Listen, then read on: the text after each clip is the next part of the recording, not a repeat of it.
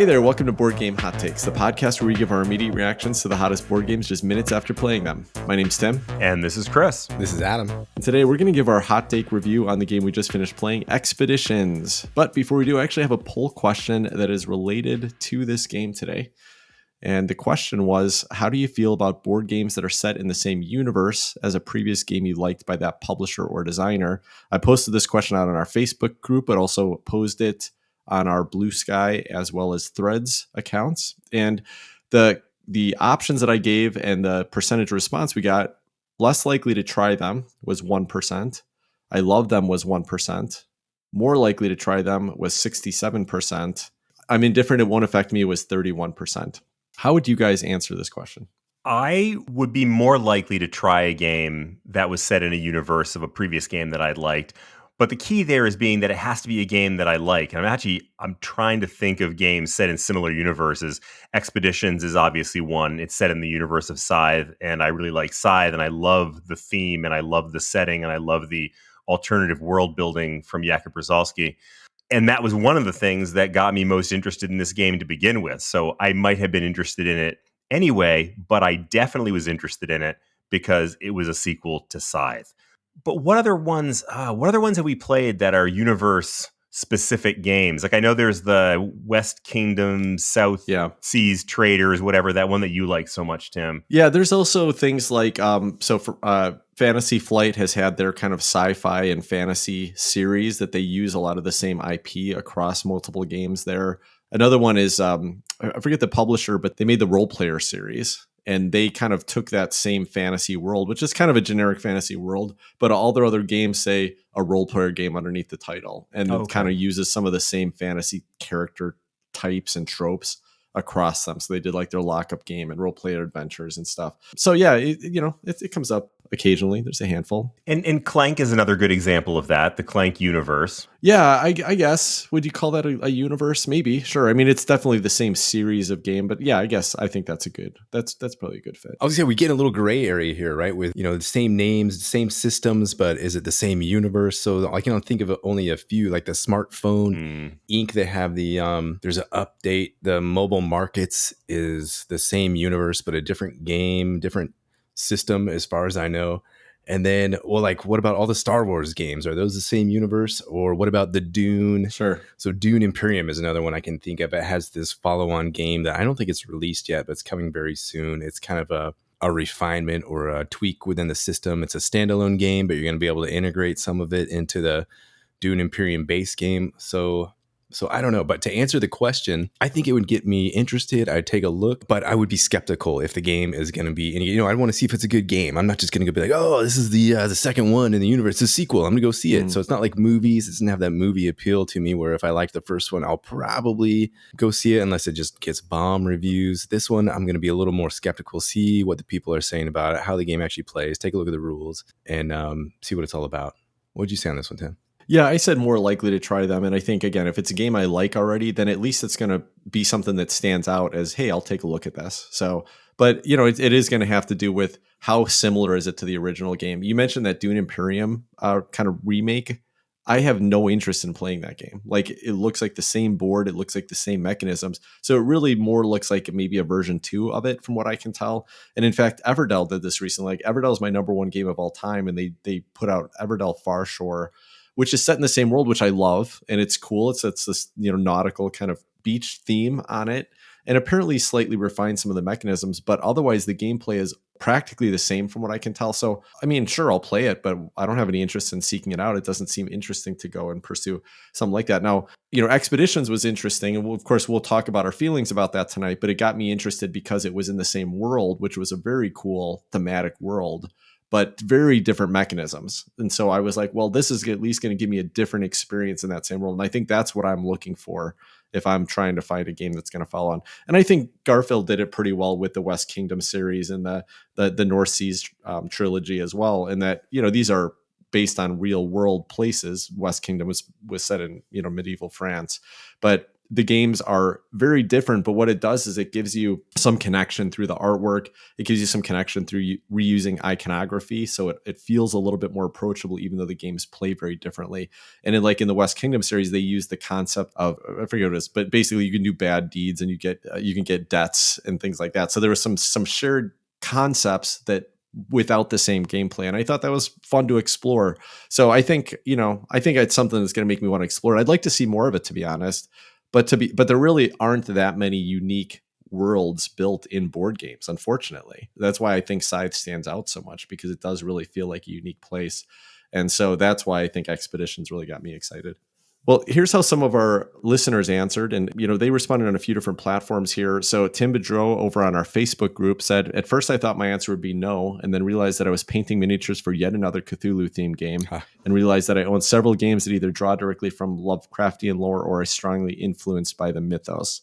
And I mean, you raised the question, Adam, well, what is Star Wars? What is Dune? I mean, these are existing IPs that have big worlds and you have a lot to explore with them. It'd be cool if some board game themes were unique enough and the worlds were built unique enough that you could do that and really mine a lot of story out of those. So yeah, Cthulhu is a great example.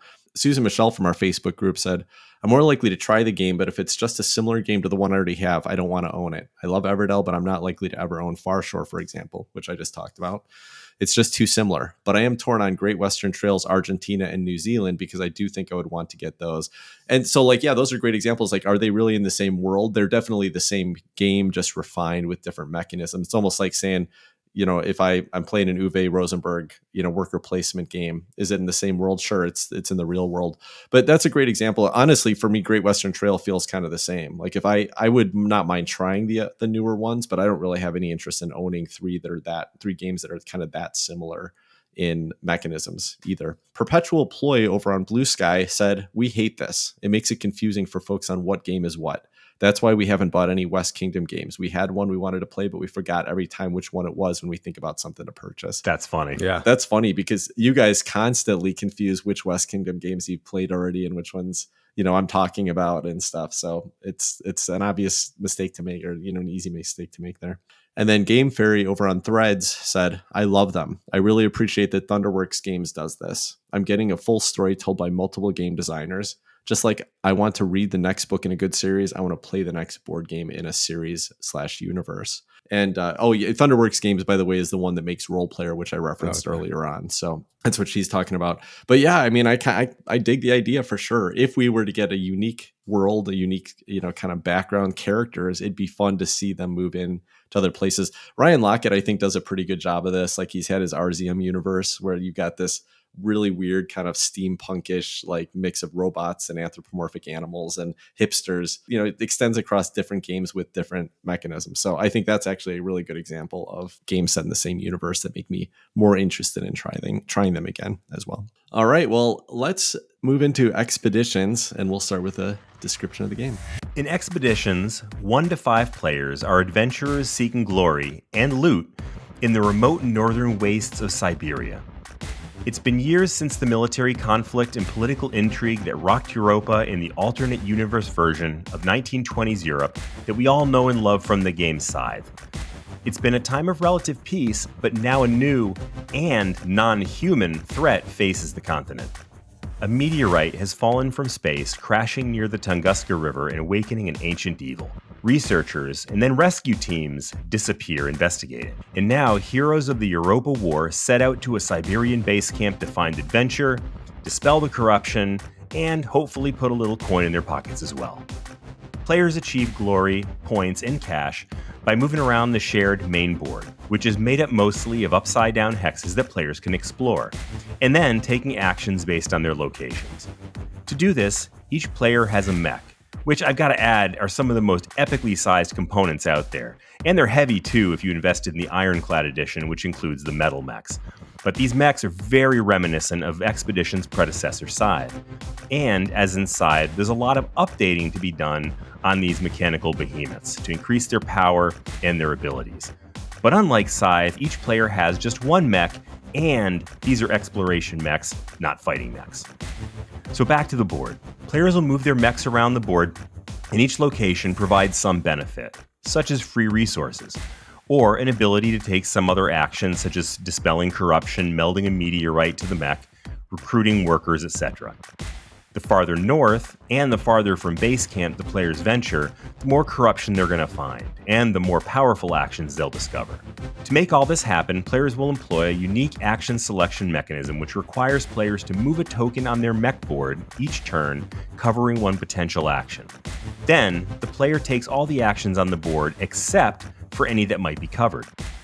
The three basic actions are movement, which, you guessed it, allows players to move; gather, which allows a player to collect any benefits found on their current tile; and play, which allows a player to play a card in their hand and get whatever benefits that confers.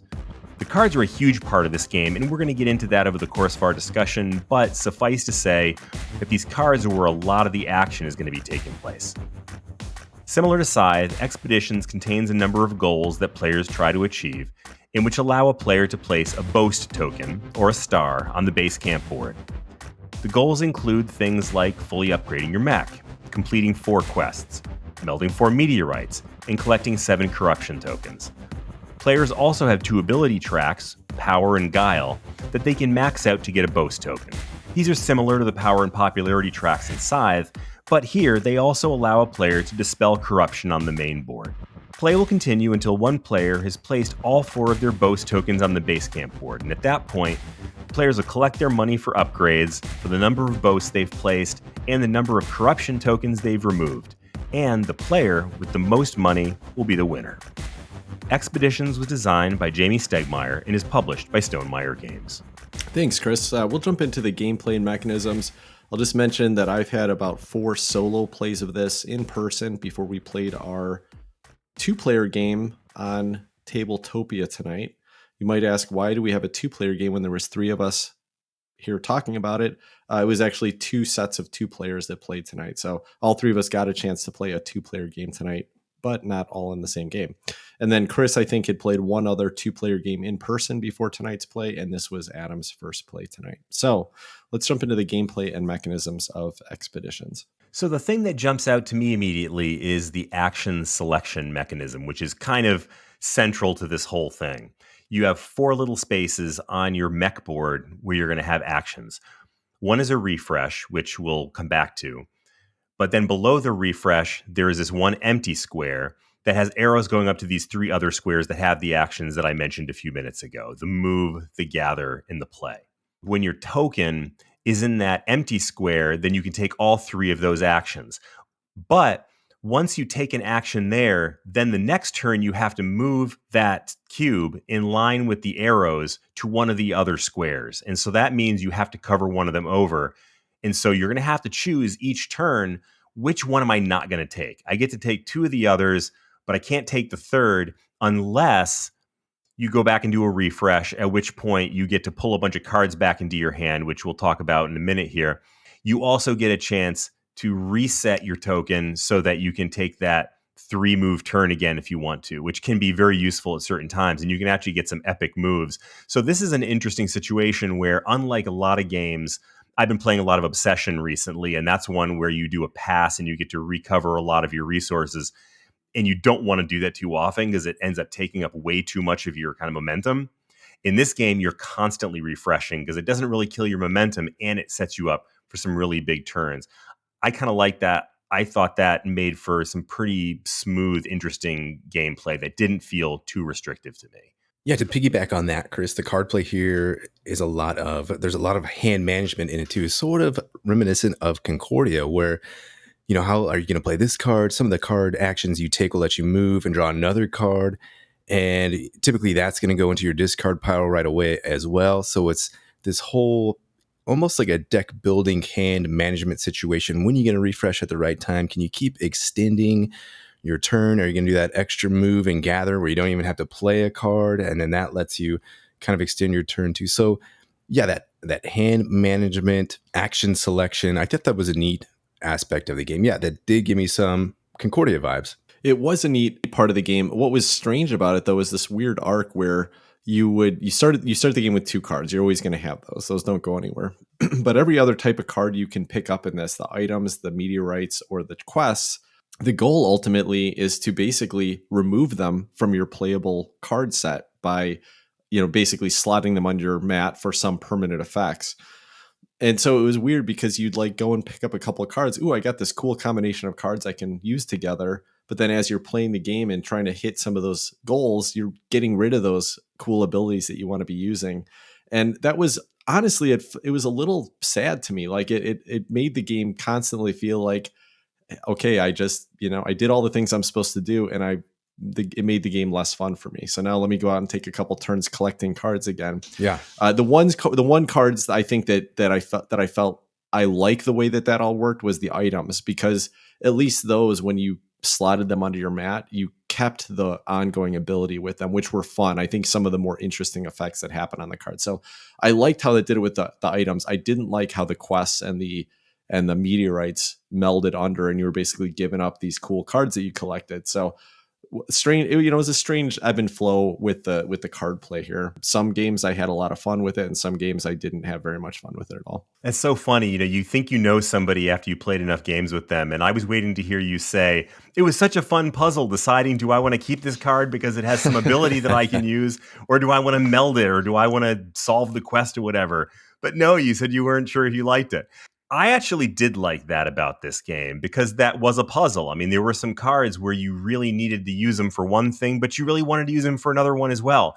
And a perfect example of one of the cards that I had that gave me this real, I had a hard time with this one, because this was a awesome card. It was a meteorite, and the meteorites are what you meld to your mech. What that means, I have no idea. It's never explained. But melding is one of the things you do. And it's one of the things that you can do in order to get one of your boasts out. Or it's something that you can use. It gets you a little benefit too. Like there's a little thing that comes when you meld, you get a little benefit. But they were not big benefits. They were pretty minor things. But this meteorite also had an action on it that would let me do an upgrade. I mean, upgrades are awesome. You have to move around the board looking for these spots that let you do upgrades. And so it's this epic thing to be able to do. And I had a card that anytime I played it, I was able to do an upgrade. I was really torn. Do I want to keep this thing for the upgrade action, or do I want to meld it to my mech and try to meet one of those end game goals? And so for that one, I think in the end of the game, I still had that in my hand because I kept using it, and upgrading, doing my 4 upgrades is one of the ways that I got one of my boasts done. So that was just one example, but I thought that was a really neat one. I enjoyed that part of it, and it didn't feel overly restrictive to me. Like Tim, like you thought maybe it did sound a little overly restrictive. Yeah, Tim, I'm with you with having to turn these cards into, meld these cards or play them for the quest or whatever you're doing. It does feel a little bit sad because that awesome card is now gone. And another thing too, a lot of times you might have had this worker that you worked hard to gather that would trigger the sort of the bottom action of that card, the fun part of that card. And now you've got this lonely worker he has nowhere to go. So you're looking for another yellow card, another purple card, so this worker has a spot to go. So that could be fun. Like, hey, I'm going to combo all these purple cards together, and now I got this worker that's going to just move and be able to use on this next card. So that was another piece of the puzzle, if you like, was deciding how to manage this funky little worker placement aspect that goes along with the game too. We haven't really touched on yet. I thought that was kind of neat, kind of a fun little puzzle, but also a little bit frustrating here on a first play for me. So what do you guys think about that little worker placement tweak? Yeah, I will say the first game I played of it, I really didn't like it at all. It felt like I was having to go and take actions on turns. And I think, a lot of the game, it sometimes just feels like you're going and doing chores. And that was one of the chores you had to do, was like, I'm going to go and collect a worker so that I can use my cards.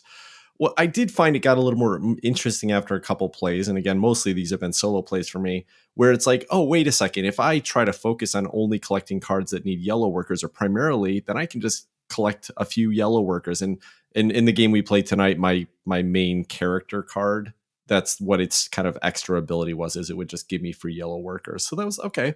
That's a puzzle I can play around. And I played around with it. I don't think I ever collected a red worker the whole night. So I just focused on picking up cards that don't have red workers on them. So you can play that game with it.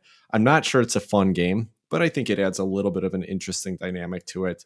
that is going to change how the game is played and when cards have value for you. Like you collect a cool meteorite, but if you don't have the matching worker for it and you don't want to waste an action getting it, well, you just go meld that one. I think the problem with this whole puzzle with the cards about when you slide them under your mat versus when you keep them is that the game it's a race. And so the fastest way you're going to get to your to your end game goals is by getting rid of these cards. And I think the way the game would actually be fun is if, hey, I'm going to go collect a hand of like 10 or 15 cards and get all these cards to play with and play around with. But then of course in order to use many of them, I'd also have to collect a bunch of workers.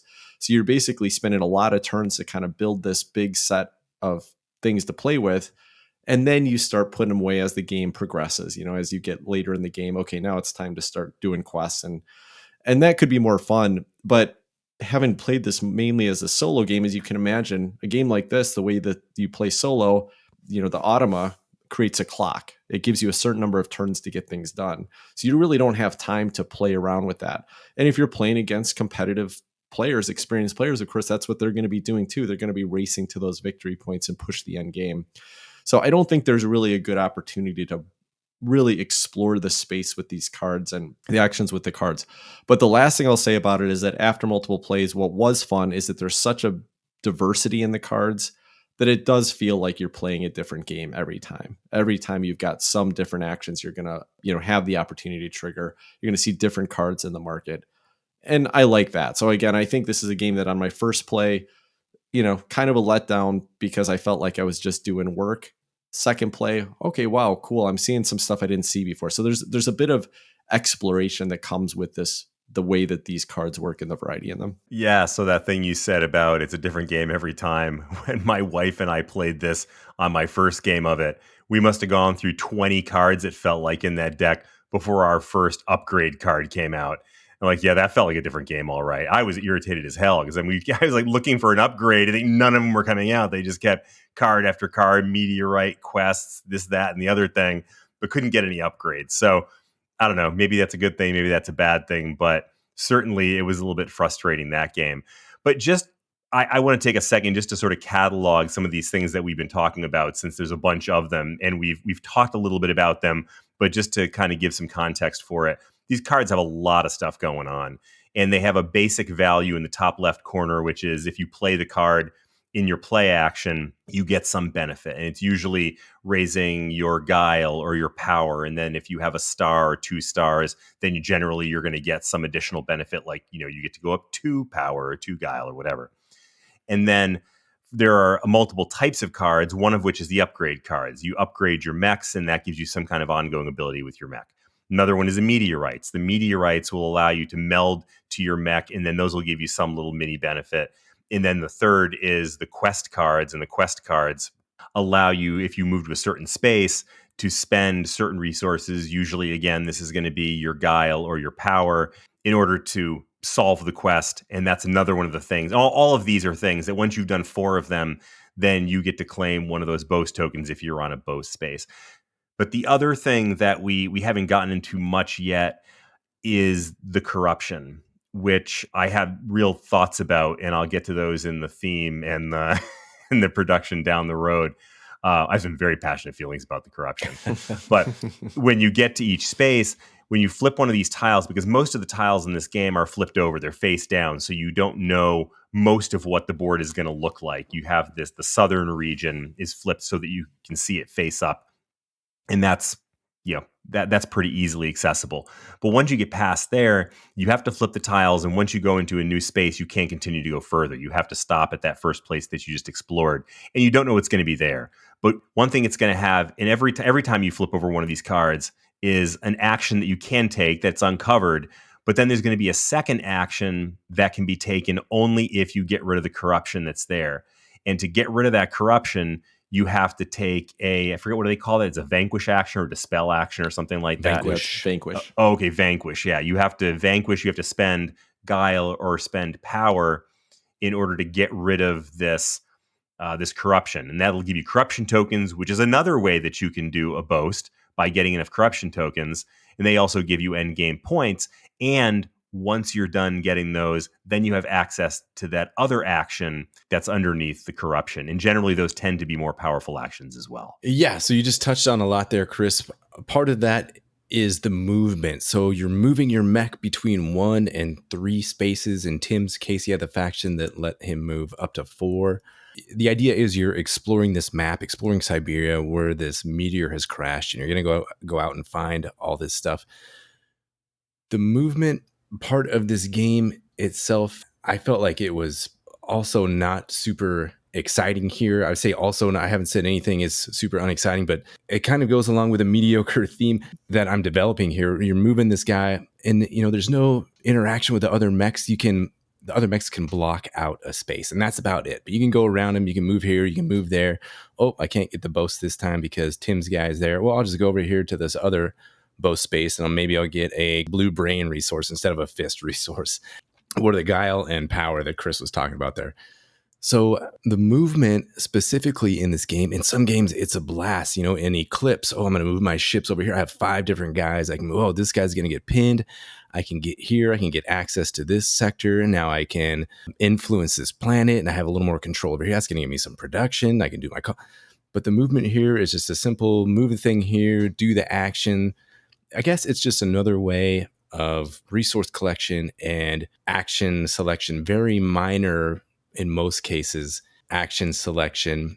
You could parlay that, and I think that's the main puzzle, the main gist of the game is trying to parlay that movement with the card action, your available actions to get some kind of giant combo. And if you're playing the game well, that's where the excitement and the joy in this puzzle is going to be. But for me, if I get in a first play, in most cases, the movement part of this game was sort of ho-hum, kind of trite. For me, it wasn't that the movement was ho-hum necessarily, because it was a simple action. It didn't take long. You just moved somewhere, and it was just a little part of the puzzle. What was ho-hum, though, was the complete lack of player interaction, as you mentioned. I don't care what you're doing on your turn. In fact, during your entire game, I don't care what you're doing. And I think that's a failure in any game, in any competitive game. And the Expeditions fails there almost worse than any other game I've ever seen. Go back and listen to our first 50 episodes. You'll hear Tim being like, don't mess with me. I want to do my own stuff. I don't want any interaction. This is such a conversion. No, but it's not single player solitaire. Bring it.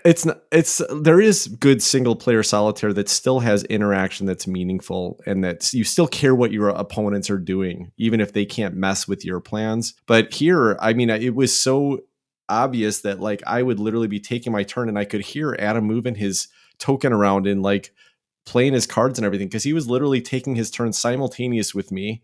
And as long as I didn't happen to do a move after he decided where he was going to move, it mattered not one bit. Not one bit. There's a couple cards that say something like your opponent gets this, or get this if your opponent moves into this space, or whatever. But it's almost non-existent, and they didn't even need to be in there. And so if you want to sit down with some friends and kind of go through this thematic experience and tell a story, then you can get that from this. I think some people will enjoy that part of it. If you want to play a competitive game with friends where you're interacting with them in any way at all, Expeditions is not going to give you any interaction in a way that I think, oftentimes Euro games get criticized for, but in this game, less than any other. In fact, even the race part of it, I mean, the game is a bit of a race, right? You're trying to get 4 stars out to end the game, and you're trying to collect corruption to beat other people to it. But your choices made no difference to me at all. I could care less what you were going to do on your turn. And that means that I'm not having much fun while you're taking your turn, unless I'm just thinking about my turn as well. So we played this 2-player, and I don't think I ever want to play this more than 2-player. I had more fun playing it solo, to be honest, because I didn't even have to wait for my opponent to take their turn. That is the gist of what I think is the biggest flaw with this game for me, and it's just the lack of player interaction. Yep, I concur with the player interaction. It's limited for sure. As far as other mechanisms, that kind of scythe in-game scoring, so the game in trigger, I want to talk about that, is you get your 4th star out there, and then everybody else gets one more turn, I believe. Mm-hmm. Yeah. And then it comes back to the person who put their 4th star down. They'll get the last turn in the game. So that's just another, I don't know, unenthusiastic, but it is a way to end the game, but nothing special, or, there's no big climax there. I didn't feel the big climax. You can see it coming. You're like, oh, here we go. I'm going to hustle to get this final few points out there. But as far as arcs go, you're losing all your cards at the end, turning them into stars, and then the 4-star comes, and there we go. That's the end of the game. Yeah, and I think the problem, it's not even that the mechanism of trying to collect goals to get 4 stars isn't interesting. It's that the goals that you were trying to collect here weren't very interesting. 3 of the 4 goals just had to do with basically attaching 4 cards to your player mat, which, like I mentioned, I think almost took away from the game because you were giving up these cards you wanted to play. And those were just very obvious to see, when people were going to get there. In fact, the one that I had the most problem with was that you could collect 5 compass tokens. And that's basically if you explored 5 spaces. Now, this might be a harder goal to achieve in a more than 2-player game, admittedly. So this could be something that would be a more interesting goal. But in a 2-player game, it was so easy to get that goal. And then after you did that, why are you collecting these tokens? There was, again, a card or two that might have referenced them. One of the mechs, one of the player mats actually gives you a bonus where you can trade compass tokens in for stuff. So, just the goals. I mean, what you were trying to do just never quite amounted to fun. The only thing that was bringing fun was the cards. We didn't talk just really quickly about the quests, which is one of the types of cards that you can achieve, and that essentially gives you popularity if you achieve one. What was interesting about that is you did have to go to a specific location to solve it, and then usually your character would be the card you played to solve the quest, and then it let you convert some resource, something that you had, maybe power, guile, whatever, into some other benefit. So quest gave you a little bit of theme, and I thought that was kind of cool. And I don't think, to be honest, I this is, again, a thing where I've seen it work really well in some games, depending which cards came out, where sometimes I felt like I played those and I was like, okay, I felt like I went on a cool quest based on the artwork that came up, and I actually got a good benefit. Tonight, the couple of quests that Adam and I did felt pretty unexciting. I mean, I had one where it was like turn into guile, which is this, resource on a track, for a compass token, where I already had 7 compass tokens, and compass tokens meant nothing for me, but I still had to do it just to put the card under. So that is just, I think there's a little bit of a depending on when you get a card and what's going to come up in a game, those could be fun or they might not be. I think thematically, I mean, what they were trying to do there was tell a story of like, you have to go to this location and do this specific thing in order to meet a goal. But I don't know, what you were trying to do in this game mostly just wasn't very fun for me. Yeah, I'm just going to wrap up by commenting on what Adam said about the conversion at the end of the game, the point scoring. One of the things that I've complained about the last couple times that we played Scythe is this kind of realization that I don't love the way that game ends, and how when you get to the end and then somebody wins because they collected a bunch of coins, which feels very unthematic to me. In this game, everything you do gets converted to coins, and whoever has the most coins is the winner.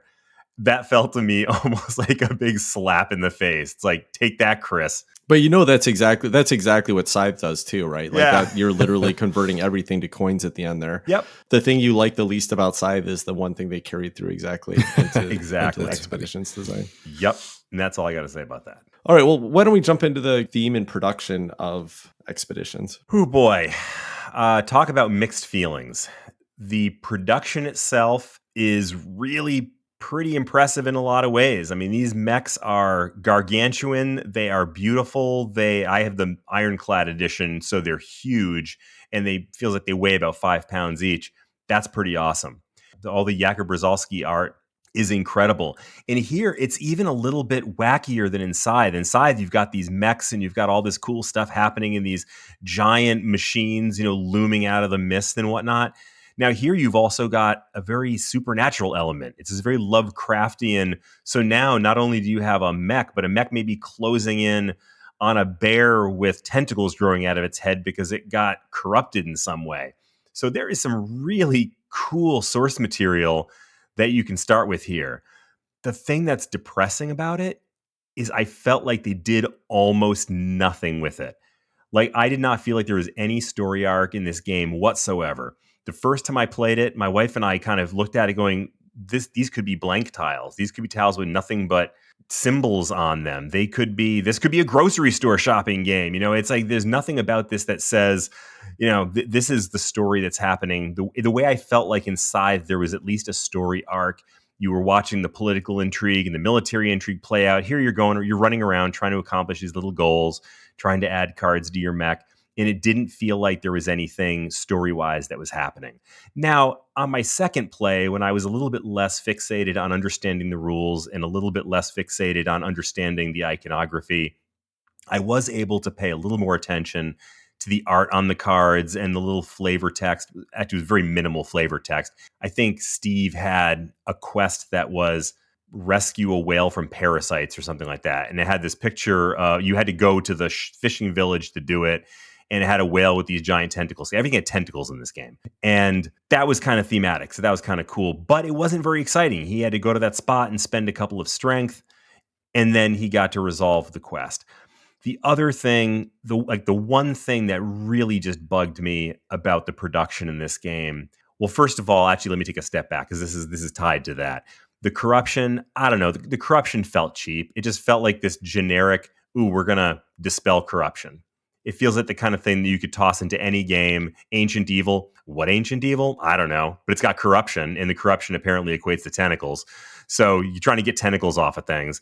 But the actual corruption in the game as a piece of production were these little like spumoni slice colored pieces of, they're like orange and green. They were quite cheerful for corruption, and they just had a number on them. And that was it. Nothing evil looking, nothing kind of scary, nothing thematic, just these little kind of funny, happy little chits. So I felt like there was so much here that could have been done, and almost nothing was done with it to tell a story. And that made me really sad and really disappointed. Yeah, Chris. I'm going to let Adam speak here, but I don't agree with a lot of what you just said. So you never do. We'll let Adam get through. And I can't let that drop, and then it'll get back around to me, and I'll have forgotten that I have a beef to pick with you. Please do. I can't wait to hear Tim's beef. I want to agree with Chris about the corruption. They look like little chiclets, is what they look like. Chiclets with a number on them. And I guess Chris wants to go grocery shopping and play a game in a grocery store. I think he's working on something in his head. He needs another interview with Riley Stock so we can talk about his thematic grocery store shopping game. But yeah, I think the artwork here is enchanting once again, looking at the cards. I love this artwork in the world that's created. There's the observatory card. Everything's kind of misty. A lot of stuff's misty and in the background, and you catch hints of it. And there's a couple of recurring characters. Oh, this guy, he's got a big old bazooka launcher. Look at that skeleton dude. And there's not much flavor text with any stuff, with any of these, Chris, like you were saying, but the name of the cards, Communicate with the Beast, has like this flying space octopus with tentacles. And then there's like, the observatory, which is kind of self-explanatory. It's just an observatory in the background. Recover a stolen map. So it tries to build it with the name of these cards. And the whole premise of it seems cool to me. The Tunguska explosion, X-Files had a whole episode about this from back in the day. This actually happened. A meteor exploded, they think, like in the atmosphere above Tunguska and flattened all these trees. And there's all this debris, and there's still impacts of it left out there. So a whole bunch of lore and a cool premise to make a game. But they kind of missed the mark. The theme doesn't carry through here. The art's fantastic. The production's fine. That's my piece. That's all I want to say about it. Now I want to hear Tim's beef. Well, the one thing I agree with Chris and Adam on is the just the shape of these corruption tokens do not thematically represent corruption in any way. They're probably made to be colorblind friendly, which is why the colors were chosen, I would assume. But it honestly, and I get it, like making a square wood piece is probably less expensive than anything else. But if these had been little like octopus tentacle shaped little wood pieces, I would have felt like I was dealing with corruption. And that's really all it would have taken for me. I don't know what anyone else has in mind, but I get, mechanically they were trying to give you different costs to remove them and different types to remove, depending on whether you're using power or guile. That's all fine, but the component itself didn't work. But beyond that, I think the whole game, maybe to a fault, is driven by trying to tell a story. And I think it does a pretty good job of that. I mean, you start with these 6 tiles are available that are plain. They don't have any supernatural stuff going on them. But as you start to explore north, the locations tell you some story. Oh, you found an abandoned warehouse that has like these like monsters coming out of it. And so that matches. If you look, and this is something that did take me a couple plays to really start to see all the links, the story that's trying to be told and the theme that's trying to be told. But you can see the name of the location, the picture that's on it, and then basically what kind of resource are you getting? What's the thing you can get out of that? The cards are so story driven. They, of course, they can't really fit with the arc of the story because the cards are available anytime. So you could pick up a card that's set at the most, like the climax of the story, but it's going to be the first card you pick up. So, that can happen. But I thought each of the cards did a great job of tying the name of the card with the artwork in the same way that Scythe Encounters did. And I think that was great. And I loved going through this, and everything that you're doing really, other than melding meteors to your mech, which I still don't understand why that turns into money. But everything else you were doing here, it did feel like they were trying to give you a thematic thing to do. And like I said, I would say almost to a fault, because like it feels like everything was driven here with the purpose of giving this exploration. If you look at the physical production of this game too, not only are the cards beautiful, and they're nice sized cards and they're great finish on them, but the hex tiles are massive. They're like saucer size hex tiles. So you really get to see the artwork in them. And it's nothing like, when we played on Tabletopia tonight, you don't really get to experience that at all. The mechs are massive, like Chris mentioned. The player boards have beautiful artwork on them. So I think production wise, the only thing I complain about is the corruption tokens. But I did enjoy, as I played this several times, starting to, and again, like Chris did on his second play, started to forget about them, just learning the rules for a second, and got to think about, hey, on my turn, what am I doing? Oh, I'm traveling over here to this, beachfront, this oceanfront thing, and dealing with this, particular component that represents the story that would be at that location, and then playing a card that is, what's the action that I'm doing this turn? Who's the character I'm interacting with? What's the story that I'm running into? I think there's a fun story to be told here if you're going to sit here and absorb it. The problem is that I don't want to watch my opponent go through all of the little actions they're taking. So I'm going to ignore their story, but my story can be pretty fun. Again, and it is something that I felt like kind of grew on me after a couple plays. So I think it was made with the intent of telling a story. And I think if you let it tell the story, it does that.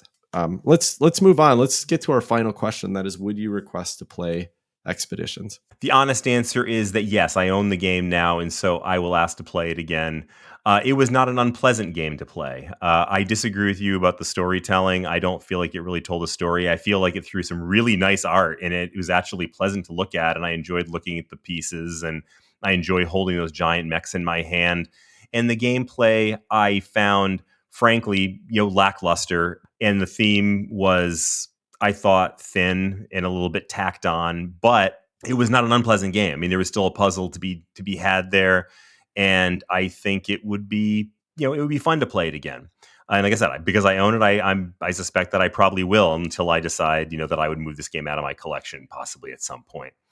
Probably the most telling thing is that I played that first game of it, and I was looking forward to playing my second game of it, even though I didn't have a tremendously good time in the first game. But then tonight we had said, because we were each playing 2-player games, we might have time to play one game and then play a second round where the winners played each other. I didn't want to play a second game tonight. If we had time, I still wouldn't have wanted to play a second game tonight. So I think one game of this at a time was enough. Give it another, week or two, and maybe I'll feel like playing it again. It's a relatively quick, relatively simple game to get into. The setup's pretty quick and easy, and that's kind of nice. But I don't think this is one I'm going to want to keep coming back to again and again and again. And in retrospect, if I had to make the decision again of whether I would invest in this one, I'm not sure that I would. I might pick up a copy of Scythe instead. Interesting, Chris. I would not request to play this one again for the short answer. Mostly for me, on this first play, it was a kind of a series of minor, mostly uninteresting actions with limited player interaction. And it went on for a long time. Tim and I were playing quick. Like he said, he'd move his thing over here. I'd already had my refresh all done. Tim, I refreshed. Your turn. Back to you. Go again.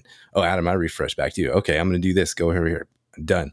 And then before you could boast or get those stars out, that's what a boast action is, get those stars out, you had to remove the corruption, and then you'd probably have to move off that tile, go somewhere else, come back. So, ideally, like I said, you're stacking together these actions with the cards where you might get this big action. Tim, you had a couple of those at the end, near the end of our game, which were cool. You're able to play your little animal helper guy and then remove all the corruption and get to do the thing and do this other thing and a couple other things and put down some stuff. So that was cool, but that was like, I don't know, maybe 2 turns out of what did it take us, 2-hour game that was kind of plodding along. So no, this one is going to be a hard pass for me, despite the beautiful artwork and the potentially interesting theme. I have 2 answers to this question. One is, would I request to play it with other people? And I think no. I own it, and I was hoping to get a fun experience out of a 2-player game. I was concerned. I didn't actually expect that out of multiplayer that it would lead to a lot of fun interactions or situations. And I think that was true. Now, I own it. I think it's a beautiful production, and I think there could be some players that are really going to enjoy just the experience of going through the artwork and stuff like that. So I have a friend who's really into thematic games. I might, when just him and I are together, we're not playing Frosthaven, and we got an hour and a half or 2 hours, maybe I'll teach this to him and see if he really loves it. And then I could probably enjoy going back to it. We'll probably never bring this out and suggest it to a 3 or 4 player group. It's just going to go too slow with too little interesting things going on between the players. But I played this my first solo game when I first learned it, and I didn't enjoy it very much. And I thought, this is going on my trade pile. But I got to the end of the game and had finally found a couple fun card interactions that had happened. And I was like, okay, well, it's quick and easy to set up. I mean, that's one of the great things about it. It's like super quick setup, really easy to get going. I can get it all set up on the table and ready to go in 5 minutes. So I just reset it again and I played again, and I had a better time that time. And I've played 4 times solo and had kind of a mix of some games that were okay, some games that were pretty fun. But the game does give you a pretty decent amount of gameplay in between setup time and play time for a solo game that feels a little bit more epic than most solo games of a similar length. So when I have an hour to sit down and play solo, this is what's been on my mind recently. And I will definitely keep it around and play it some more this way. And I think I'll have some fun with it. Ultimately, I don't think Expeditions is going to stay in my collection. I keep a small collection. And again, artwork and production notwithstanding, I think it'll be ready to move on. A couple interesting things we didn't mention about the production, which is the box here. And there's a very big positive, a very, very big negative, but it's relevant to my keeping it in my collection or not. One, the box is way larger than it has any right to be. It's weird shaped. It's huge. It doesn't fit anywhere on any normal shelf. That shouldn't be a big deal, and it really isn't, but it kind of grates on me when so many great games can fit into standard size boxes. But the trade-off is that you get one of the best inserts I've ever seen in a game, and that everything goes in there perfectly. The mechs, these huge mechs, kind of clip nicely into their little slots. And my favorite thing about it is that there's a removable tray for the shared components, the workers, and I forget what else, the coins, for example. This little tray pops out of the insert. And then when you put it all back in, there's a cover that clips in place on top of it. It just goes together so nicely.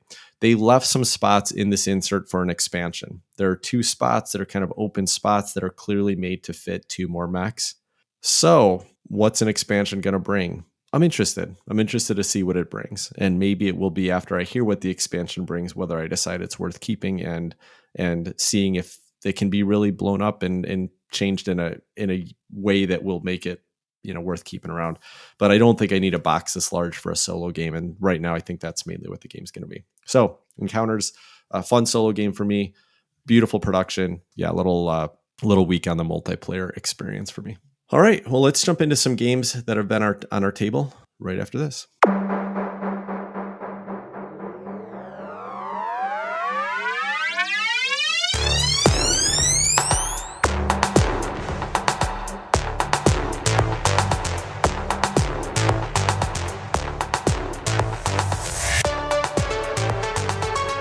Welcome back. All right, what have you guys been playing this week other than Encounters? Not much. I actually spent a good chunk of my last weekend punching a game, though. A few months ago, bought a copy of Eclipse Second Dawn for the Galaxy on your recommendation, Tim, because it was on sale online at Game Nerds, and I snatched up a copy of that. But it's not a game that I have any intention of playing anytime soon, because I just don't have the people here to play it with. It'll be the kind of thing that I bring with me to Portland Con maybe, but it's not something I would have the opportunity to play at home. So it kind of sat on my table, and then this weekend my wife and son were out of town, and I'm like, I got some free time. What am I going to do? I could go bust out a nice little solo game, or I could spend like 2 hours punching Eclipse. It took almost as much time to punch this game and get it organized as it does actually playing a game of Eclipse. And the funny thing is, that didn't bother me the slightest bit. It was fun and meditative and relaxing. And I actually had a great time taking this game, punching out these like hundreds of little technology chits and the various other pieces, and then organizing them in this absolutely amazing storage system they have in this game, and thinking about at some point getting this out and playing this one again. This is a game that I feel like I just don't get to play often enough. And like I said, maybe we'll get a chance to play it when you guys are up here in Portland coming up very soon, because I just love me some Eclipse. I know Adam will be down with that. I think, Tim, you probably will be too, hopefully. Yeah, Chris, you're not going to talk about Amun-Re, though. I was really excited to hear about this amazing experience you had with another Reiner Knizia game this week. Oh, I played Yes, I did play Amun-Re, and clearly it left enough of an impression that I forgot to mention it. I will say this. It is not the game that convinced me to love Reiner Knizia, and that's all I'm going to say on that. That game hasn't presented itself to me yet.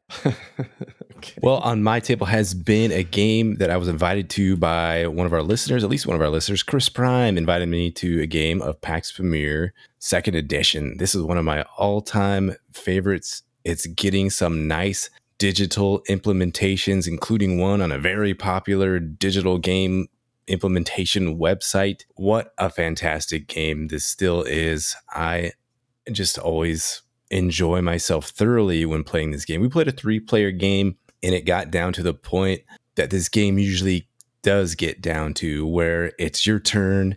You have to do what you can do to keep the next guy from winning, while also trying to set yourself up for winning the game, whether it's, oh, I need to get this little cylinder out, or I can put these roads out. I can take a couple of roads out here, or I can take their cylinders out here. Now I'm in the lead for cylinders, so I can have the most money, or I have enough money to be able to buy that dominance card when it shows up in the market. So I think this was both Chris Prime and the other players' favorite first play, and they hung in there. They did really. I thought I was going to lose.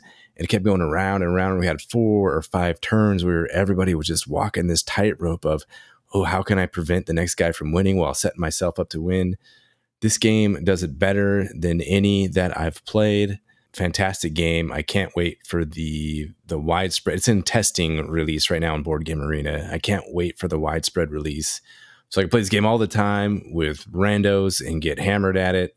I absolutely love this game. Pax Pamir 2nd edition. You guys have been talking about this game, and specifically you, Adam, since about as long as I've known you. And I really want to try this one because it sounds absolutely delightful. It was one of the first games I ever played with Adam, actually. And I think a game that we will have to do a feature review on in the very near future, now that it's on Board Game Arena. And Chris, by the way, I am very excited to play Eclipse Second Dawn for the Galaxy again. As much as I whine during that game, oftentimes I do really love the experience of it. So I'm really looking forward to that being on our table in September. Nice. I'm going to talk about a game that I've talked about quite a bit, but this is the new special edition of it. This is the Castles of Burgundy special edition. So we've done a review on Castles of Burgundy here. You've heard me talk about it many times in the past. It's one of my favorite games.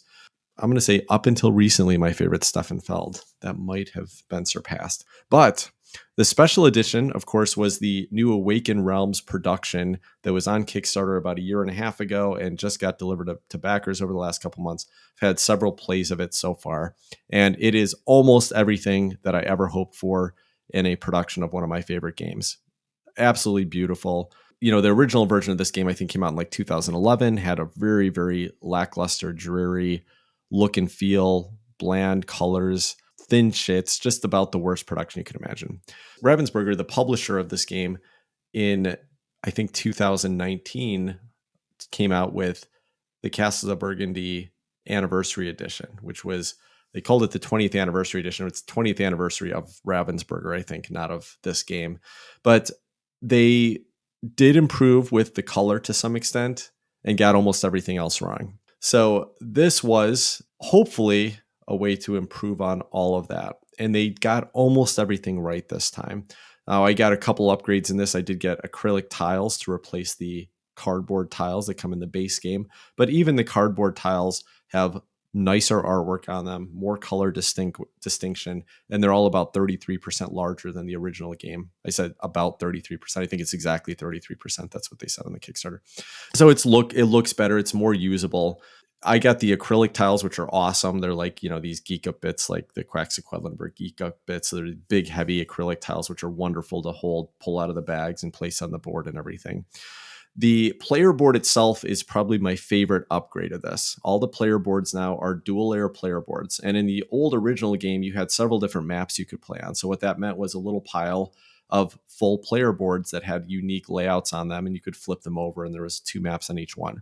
So to make this so that you could have a really nice production and a whole lot of player mats, in fact, enough so that everybody could be playing the same map, no matter which number you picked, they gave you these 2-player player boards and then these thin inserts that could go in each of the player boards that had the unique maps to them. So now there's something like 50 of these little map layout tiles that fit into the middle of your player board. And then there's a little plastic overlay that goes on it where your hexes fit right inside of those and keep them nice and stable. This is a wonderful, wonderful solution to the Castles of Burgundy and really any tile laying game like this. That's not even my favorite part about this, though. And everything, it's beautiful, these large player boards. My favorite part is that one of the challenges with Castles of Burgundy is you take your turn by rolling 2 dice. And then when it's your turn, you get to activate those 2 dice. You pick one and you take an action related to the dice number, and then you take the other one. And indefinitely, somebody forgot, wait, which of the actions did I take already? So they solved that with this by giving you 2 little dice slots at the top of your board and then 2 down below it. So once you take one of the actions, you move it to the lower slot. Easy peasy. You know exactly which ones you've used. Solve that problem. There's also a slot for the first person always has the white dice, which gets rolled at the beginning of each round. And that has a slot. So you know who the current player is. It works so well. It's wonderful. I also got the silverling upgrades, which are nice, metal coins. Okay, but so really lovely. I'm really happy with it. I will always be excited to play this game. It probably will raise it in my personal ranking of the game because it's now fun to interact with, touch, things like that. It's not flawless.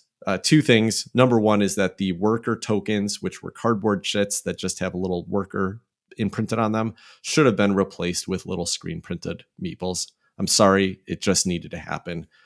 You still have worker chits here. Yes, they're thicker. Yes, they're easy to read, but they're still worker chits. So that annoyed me a little bit. The bigger problem is that the biggest flaw of the anniversary edition of Castles of Burgundy was that the technology tiles are now called monastery tiles. And I think what they were trying to do was tell people, hey, there's a thematic reason to put this technology on your board. Where the rest of your board is representing buildings and landscape and things that would be on a map, these technology things were just symbols. So they tried to make that and say, okay, you're actually building a monastery and you're going to get a unique technology from that monastery. But they did this by putting the artwork of a monastery and then the iconography that represents the unique ability in a tiny, tiny little icon that you can't read. They didn't fix it in this new version. So they're almost unusable, those technology tiles. Now, in the cardboard, the base version, you can flip them over and they've actually printed on the back of each tile what they do. That's an awesome fix. Unfortunately, they don't have those on the acrylic tiles. They did just recently say there's stickers now you can print to put on there. But really a big fail here. They just printed the iconography so tiny on these technology tiles that I literally can't see them. I have to get glasses on to read them, and I'm so bummed by that. Otherwise, everything's awesome here. I would, if you love the game, I would definitely recommend this. Obviously, it's more expensive than what used to be a $20 game is now like a $100 game. But for me, it's worth it. One of my favorite games of all time. Hey, Tim, I saw that there is an expansion. It's a terrain pack that it looks kind of like the equivalent for Castles of Burgundy of those really awesome 3D printed terrain tiles that they have in the upgraded Terraforming Mars. Did you get that? I didn't. No. So actually the base version of this special edition comes with 3D printed, these nice big minis that represent the castles, and every player has a unique castle sculpt. Mm-hmm. I opted out of the 3D printed terrain mainly because I felt like it was going to make the gameplay fiddly, and it's unnecessary to have that much plastic. So basically what you would do is you would take out of this central market, you take a tile off the middle, and then you would, once you build it onto your estate, you'd replace it with the mini that goes with it. That's just like like, yes, it's going to be pretty that this is all through. I opted out because I just didn't feel like that was something I would want to play with. And of course it was more expensive and bad for the environment and everything as well. But yeah, I did not get that whole thing, but it is actually pretty neat. Even just having those castles that you get a little bit of 3-dimensionality on your board. Now, you have this board with like, rivers running through it and pastures with animals in it. But then there's these castles that are standing out above the ground. The one of the note is that I got the Sundrop minis with mine, which looks nice for the player order tokens and the player tokens, which are all nice sculpts. But the castles, unfortunately, are way too dark. So what are supposed to be red castles, they match with the tiles. They're now almost black, and I don't like them at all. In fact, I had a listener, when I mentioned this on Facebook, I had a listener say, hey, I'll swap out my regular minis with your Sundrop ones. And I think I'm going to do it because I think I'd rather just have that nice bright red, just fit, it's a little more colorful and it just fits with the tiles that you're replacing with them. But yeah, I didn't do the whole 3D printed terrain. All right. Well, I think that will wrap up this episode of Board Game Hot Takes. If you enjoy the show, please rate and review us on Apple Podcasts or wherever you listen to podcasts.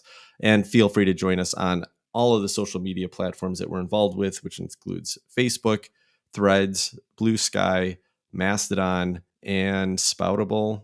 So, follow us on any of those places, interact with us there. And if we have people paying attention, we'll keep posting and chatting and discussing games with you all. Until next week, take care, everybody. Good night, all. Bye-bye.